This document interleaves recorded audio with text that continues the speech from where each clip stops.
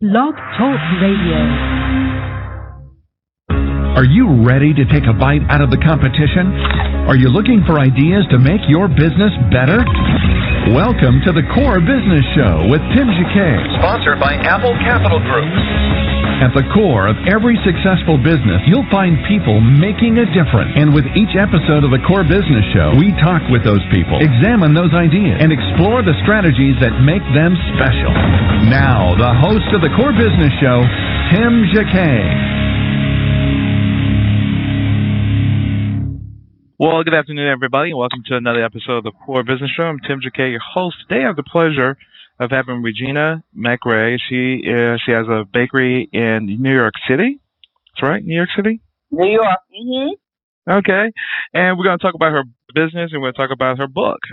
So we're going to talk cake for the next 30 minutes or so. If you want to chime in the conversation, please call at 347-324-3460. Or you can pose your question in the chat room, or you can email us at info@thecorebusinessshow.com. Well, Regina, welcome to the program. Thank you so much for having me. I guess to begin with, tell us about yourself. Where are you from? And you kind of segue into how you got started. I'm from Brooklyn, born and raised. My grandmother was Bishopville, South Carolina. Loved to bake. And when I would visit her, I was such a precocious, hyperactive child. The only way to keep me still was to keep me busy. And so she'd have me assist her in her baking. And this way I would sit still for a minute and not drive her crazy. So she would have me peel the peaches and core them so she could make a peach cobbler, break open the coconut with a hammer and grate the coconut for her coconut layer cake, put pie dough in the dry cleaner bag and roll out the pie crust. Some real old-fashioned methods using an egg beater to whip eggs or heavy cream, whipped cream. So I learned the real old-fashioned way of baking. I didn't realize she was planting the seeds of a passion. But from the time I was 8, I was in love with making cakes and pies. When my parents would go out, and I was the oldest child, and I would babysit, by the time they came home, I had baked a cake. I couldn't wait for my mom to leave the house so I could put a cake in the oven. By the time I was 10, I was making wedding cakes. No one was getting married. I just liked stacking and tiering cakes. Mm-hmm. And so I did this for as long as I could remember, and I was always cognizant of someone's birthday because it was an excuse to bake. And there you go. Yeah. Family, friends, everyone loved what I did, but strangers had never tasted my product. And I had run my first New York City marathon back in 94. It was the 25th anniversary. And the Road Runners Club gave a Christmas party for the runners, and each of us had to bring a dessert. And I bought sweet potato pies. And for the first time in my life, strangers, complete strangers, got a chance to taste my products, and they lost their minds. So my company was born in the basement of the New York Road Runners Club, Christmas of 1994. I walked out of there. People had put money in my hands and asked me to please bring them a pie the next time I came to run. And I kept saying, no, keep your money. You know, I don't do this professionally. I just love to bake. And I'm paid for this. And so I would bring pies back, and then people would stop me in Central Park and say, I heard about your pies. Oh, my God, here's $10. When are you going to run again? And so my first group of customers were runners who could afford to eat all the pie they wanted. And then they would say to me, you know, delicious as your pies, or I know you know how to make more than just this. What else do you make? I love sweets. Oh, I can make this. Next thing you know, I had a flyer. And I had listed the coconut layer cake and the German chocolate cake and the carrot cake and the blueberry pie and the apple pie, still not realizing I was in business. And as more and more people ordered, I would bring pies to work, so that after work, to do my evening run, I was taking all of these pies and cakes to the Road Runners Club, give everyone their stuff, and then I'd go run. And then I was overwhelmed, and I was getting up in the morning and baking. Before I left for work, 5, 6 o'clock in the morning, now I'm on the train and people are smelling peach cobbler hot out of the oven. People on the train are giving me their phone number and saying, how do I get one of those? Peach cobbler is really hard to find. So I had to get a voicemail service so people could leave me messages. And then it started occurring to me, I think I may have something here. I was a paralegal. I was steeped in corporate America, working for these large New York law firms. I was miserable. I was facing a midlife crisis. And all of a sudden, I saw my way out. And after one too many long lunch hours while I delivered and too many pies in the office kitchen, they let me go. And that was the happiest moment of my life. I said, I'll never work for anyone again. By hook or by crook, I'm going to make a success out of this. And Wow. so I started finding all the ways that my business wouldn't work, which is, people think that as failures. They're not. They're business successes. You know that as a business person. I started selling pie by the slice for $1, sitting outside in bazaars and weekend things. And you can't be outdoors in 90-degree heat with blueberry pie or sweet potato pie. So I learned that doesn't work. Oh, it doesn't? It doesn't work. Well, so I no longer do that. I would do wholesale, but then I was losing money, so I stopped doing wholesale. So I spent a couple of years fine-tuning the business and figuring out what's my niche, what's going to work for me, what's going to be successful. And like I said, I had no resources, no capital, no loans, nothing. So I didn't really have a lot of money. And I love cake books, but I couldn't afford $35, $50, $65 for a coffee table volume cake book from a famous cake maker. So I would go to Barnes & Noble or Borders Books, take the books off the shelves and sit on the floor and stare at cakes. Like, my passion was so deep. I could sit for hours and look at one cake, but I would memorize every detail of the cake. So someone ever asked me, I could recreate it from memory. And year in and year out, I would look at these books, but I felt a little lost because my customer base wasn't going to order $15,000 cake. Some of these cakes are $15,000, $16,000. My customers getting married at the Plaza Hotel where Eddie Murphy got married. They're not getting married at the Waldorf. And so I needed cakes that appealed to the average person who had the average budget. Those were impossible to find. All of these big designer cake books were over the top. And I kept saying, when is somebody going to write a cake book for the average person?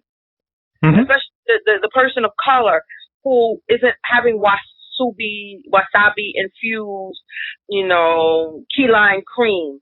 No, they want red velvet. They want carrot cake. They want something that's reflective of their culture. And so many years had passed and we had the internet and I could find cake ideas off the internet and communicate with other cake artists. And I must have been in business about 10 years at this point. And I bought my first house and I had a koi pond, and I wanted to build a rock garden. And so I was in Barnes & Noble looking at books on decks and rock gardens and koi ponds. And while I was in there, I said, let me see if anyone's written a new cake book yet. And I went to the cake shelf, and it was the same books that I had looked at 10 years ago. Nothing new. And standing in Barnes & Noble, I said, why has no one written an updated whatever it was I was looking for? And the spirit spoke to me and moved me and said, why don't you do it? And I went home from Barnes & Noble and got on my computer and started taking the cake. Originally, the concept was the ultimate cake guide for the ethnic bride. And I was appealing to not just the African American community, but also the Hispanic community, the Latinas, the Oriental, the Native American, Hindu. I do a lot of vegetarian cakes for people from Pakistan and India. And they wanted Hindu symbols incorporated in their cakes. So I tried to really make it ethnic. But what I found was the average person that wasn't even getting married was buying my cake book. Because then I had built such a reputation. People knew who Grandma Seekers was. They knew you're going to get something that not only looks beautiful, but tastes delicious also. And they wanted my recipes. They wanted to, actually walk around with my cake pictures in their arms. And so I republished the book after its original conception as just the ultimate cake guide. So if you're doing a baby shower, a bridal shower, there's a birthday cake. Well, maybe the wedding cake pictures may not apply to you, but the recipes, putting ribbons on the cake, the different cake pans you can use, how to go to a baker and not get robbed. How to, even if it's a birthday cake and you're paying $200-$300 for the cake, you have to have a contract with that baker. You have to leave a deposit, get your receipt, make sure that you've tasted the cake and had several samples, found out, does this person have a good reputation?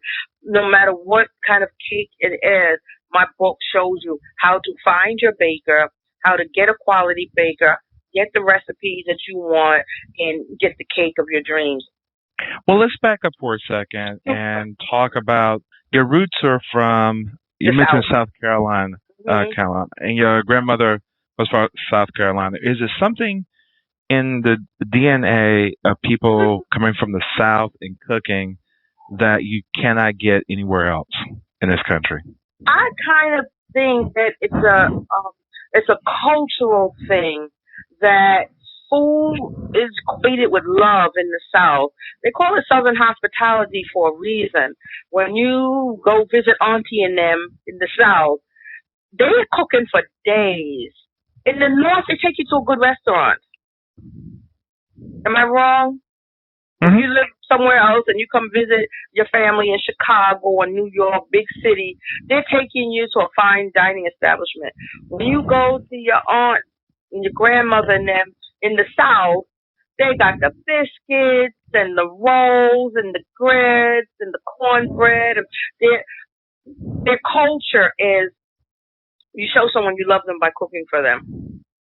And so that's how I was raised up, equating food with love. When I go to my grandmother's house, no matter what the problem was, she'd say, baby, come in the kitchen, get something to eat. And then you would sit in the kitchen and talk while you were munching on leftovers or whatever. And all problems got solved in the kitchen. And it's funny because these days, that's the room in the house where when people come to visit me, we're in the kitchen. Even if I'm not cooking or baking, the kitchen is equated with this is the heart and soul of the house. And so that was my legacy. Well, when it comes to cooking itself, if you talk about baking, I know Louisiana, the South is just full of cooking, and that's part of the culture of cooking. But is it something when you bake a cake that if you do it at home, these are the basic ingredients these are the things that you really need to do. So you set the eggs out and let it become room temperature. Can you give us some kind of baking, some myths and what the facts are? Well, one thing, and I'm not disrespecting anyone else's business, but when you run a commercial establishment, you have a huge overhead and you need to have a huge turnover of your goods. And so they can't bake with the same ingredients that I can because I'm making one cake at a time.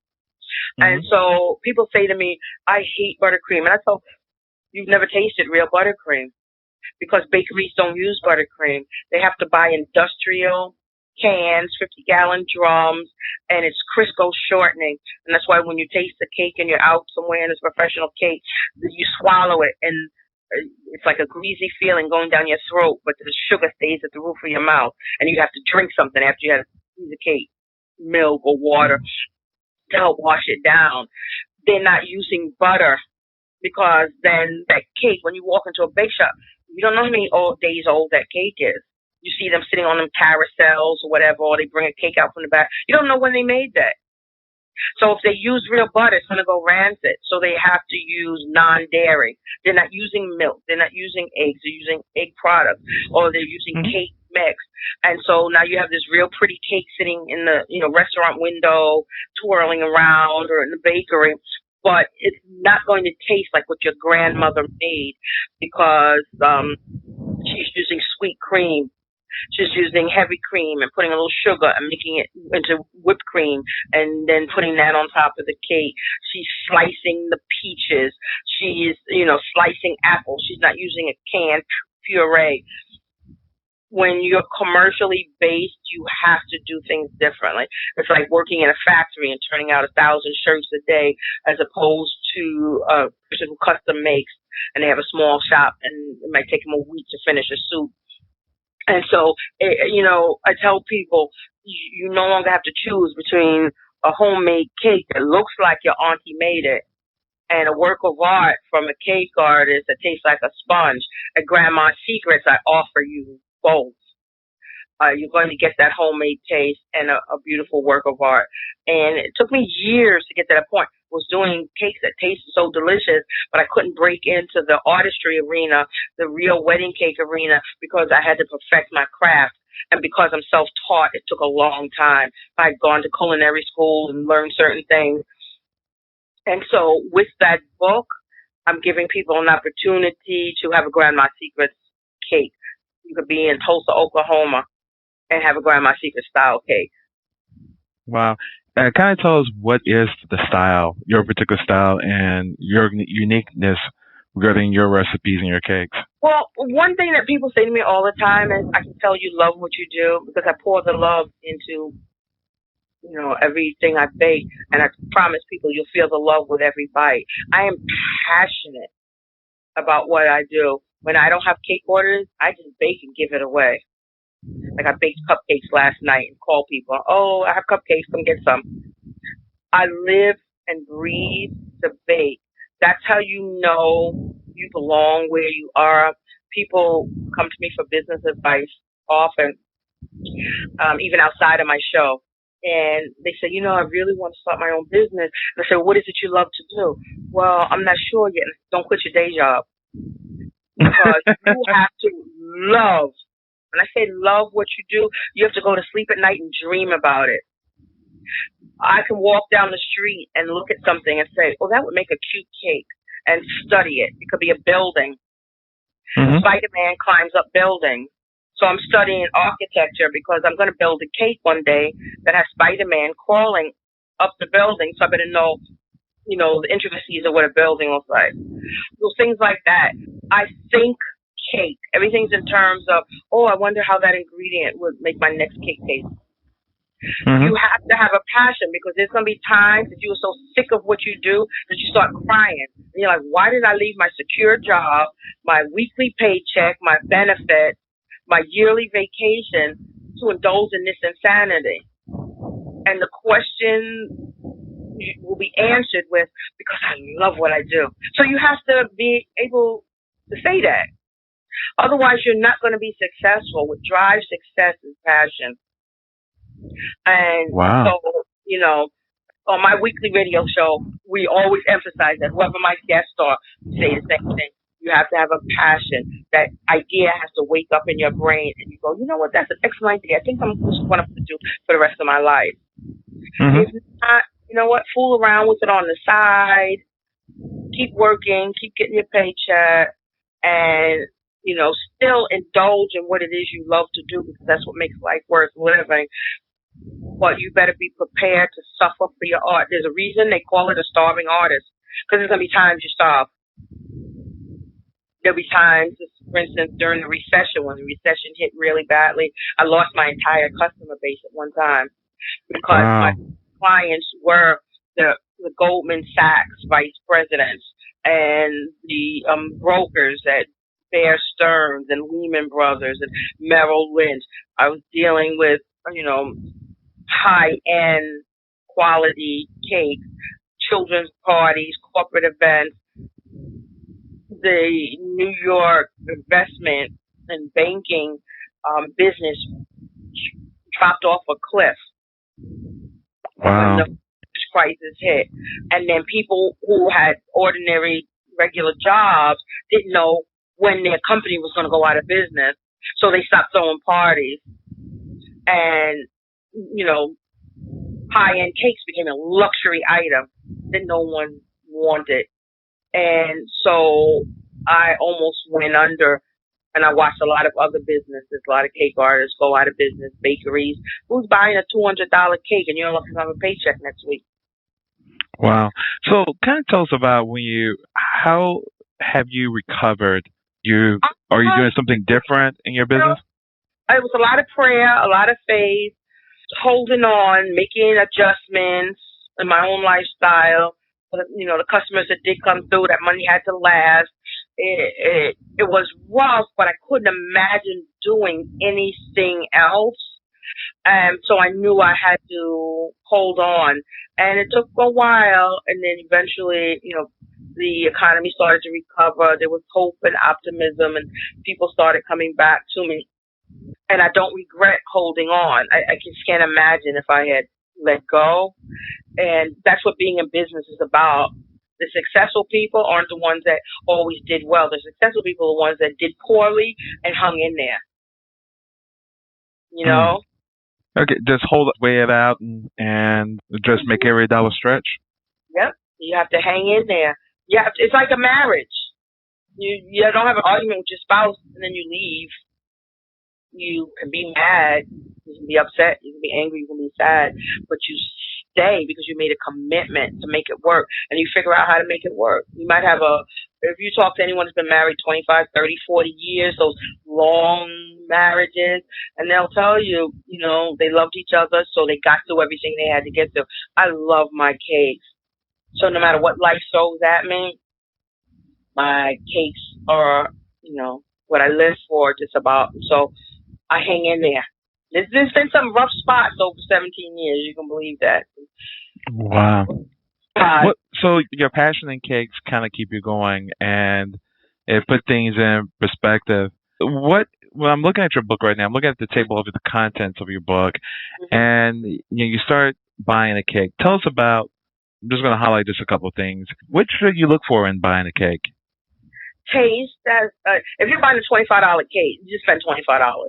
But if you're buying a high-end cake, you want to taste. You want, sometimes someone might have a specialty. Like my French vanilla is my $1 million cake.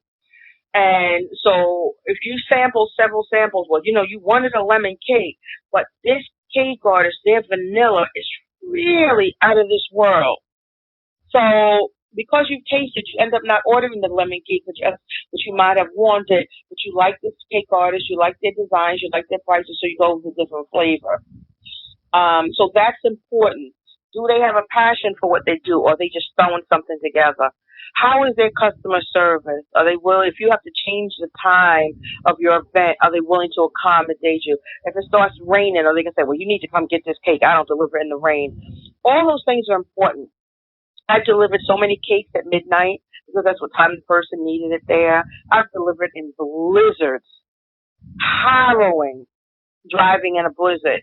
But the person didn't know when they planned their wedding that it was going to snow that day or whatever. I go above and beyond for my customers. Those kind of things are important in choosing a bake shop. Their price is moderate. They might be a little more expensive than the bakery around the corner. Is there a reason why? And then when everything's said and done, you go with your gut. Are you comfortable building a relationship with this person? After your wedding, do you want them to do your cake for your baby shower? Do you want them to do your baby naming ceremony? Do you want them to do your child's first birthday and high school graduation? I have customers that have been with me for 15, 16, 17 years. And I went from their engagement party, the bridal shower, to the wedding, to the children's birthdays. They use me for everything. So I build customer relations. You might think, oh, it's just a birthday cake. It might be the rest of your life, especially if you don't have to celebrate. What should you do when you look at choosing cake designer? Besides, you go there and you taste it. The only thing is, a lot of the cake designers they're not really big internet people. They might have something, 5-pagers out there, a couple of samples.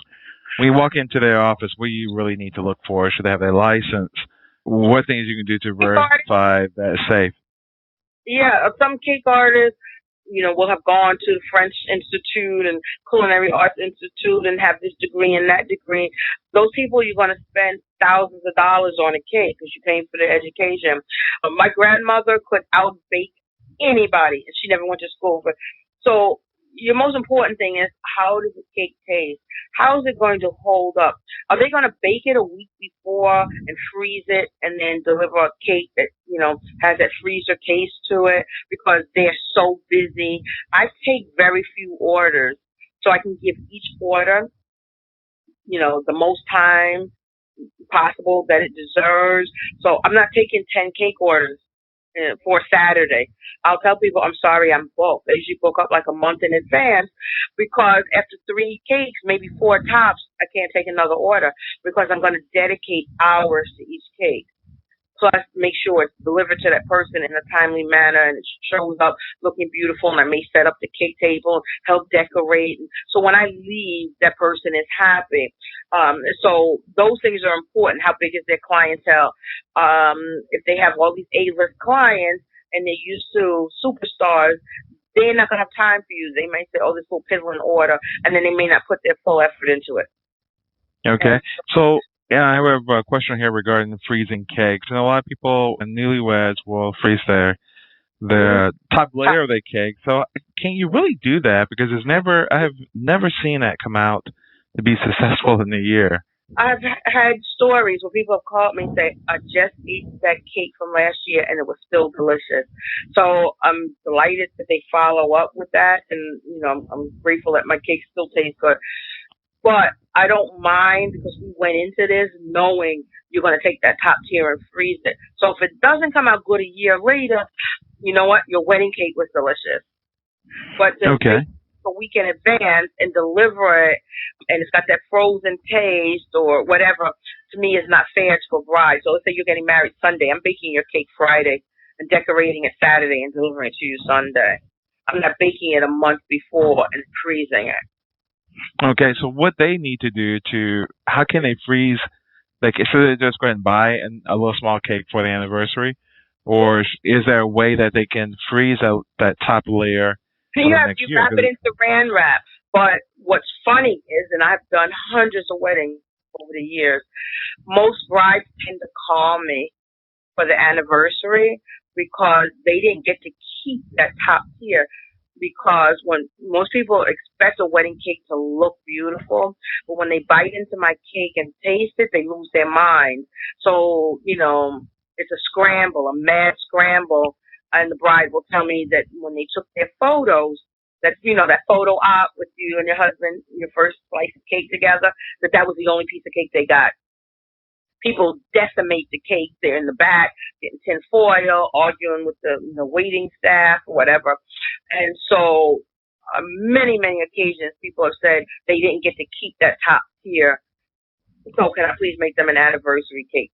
There's never leftover cake when it's a Grandma's Secret cake. And if it is, it's because the parents took it and wrapped it up. And they're like, we're taking this home and no one else can get any cake. And so they're paying for it. Yeah, and they're like, oh my God, this cake is so delicious. We want to keep some to take home. So, but for the bride who's lucky enough to keep that top tier, you just wrap it in Saran wrap and put it in the freezer, and it's good to go. Don't wrap it in tin foil because then as the cake begins to soften, the frosting will stick to the tin foil. Whereas if it's Saran wrap, you can actually pull it off while the cake is still frozen and not pull off the frosting with it. Okay, great. Lastly, what would you like to leave us regarding your company and your website, and if we want to contact you? It's grandmasecrets.com, and that's one S in the middle, grandmasecrets.com. If you're in the New York area, peruse the website. Feel free to keep me in mind for your next special occasion. We deliver all throughout New York City. Your cake will get to your doorstep. You don't have to get on the train or take a cab and pick the cake up. And if you live outside of New York but have friends and family, feel free to send them a gift. If you are a corporate owner, you have a company, feel free to give gift certificates to your employees or to other business people, thanking them for doing business with you. Brownies and cupcakes make delicious gifts. Feel free to buy the book, Taking the Cake by Regina McRae. You can buy it as an ebook and just download it to your iPad or your Kindle, or you can buy the physical copy and walk around with it. It's available at barnesandnoble.com and amazon.com. You can chime in and listen to me in September 4th. I'm on hiatus right now, but my show will begin new in September. Business Matters, where your small business matters. If you're in business and just want a business community to chat with, or you're thinking about starting business and you need resources, it's on also blogtalkradio.com/Grandma's Secrets every Wednesday night at 8 p.m. on Blog Talk. I'm on Facebook. That's facebook.com/Grandma's Secrets, and that would be under food and beverage. There's another Grandma's Secret that's some kind of business. But mine will, 2 or 3 Grandma's Secrets will come up. Mine is the one that says food and beverage and has a cake picture. And so again, that's grandmasecrets.com is the website. With Grandma's Secret at Gmail, email for any further questions. Taking the Cake is the book. We're on Facebook, Grandma's Secret, and Blog Talk Radio, Grandma's Secret. So hope to hear from you guys. No problem. Well, so much. Thank you for coming on to the program, and I know you're enjoying your jazz on Wednesday nights, and yes, and you're surrounded by jazz. You are surrounded by jazz. Yes. You should take it and talk to them and make it into a show, and you don't have to pay the royalties on it. I love it. It's a live recording. I love it. All right, Tim, you have a blessed day. Thank you so much. Same here. Take care. And thank you all for listening. You listen to the Core Business Show. Thank you, Regina. Take care. Bye. Thank you for listening to the Core Business Show with Tim Jacquet. For a free quote on equipment leasing and financing, visit our website, applecapitalgroup.com. That's applecapitalgroup.com. And fill out the information to receive your free quote. We hope you'll join us for our next episode. And remember, you can always get to the Core via iTunes. You'll find all our previous episodes there. Thanks again for listening to the Core Business Show with Tim Jacquet.